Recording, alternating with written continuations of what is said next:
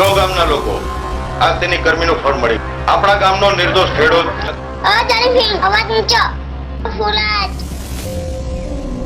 પેલા ગટરના પાણીએ જઈ તારું મોં ધોયા પછી મને કહેજે. એ રાધા ગોરી વાત છે. લાગુ છું ને વરરાજા જેવો. બાપુ તમે તો રાધાના સપના જોતા રહી જશો અને વાહ રાધા અને શ્યામના લગ્ન નક્કી થઈ ચુક્યા છે. શું વાત કરો? શું બોલ્યો?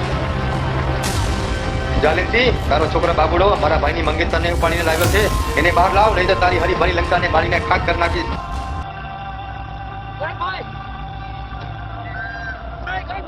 અરે બાપુ મારા પર આવો જુલમ ન કરો, કઈક દયા કરો મારા માટે.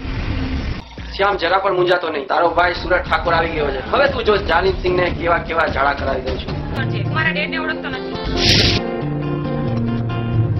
તને ખબર છે કોણ છે?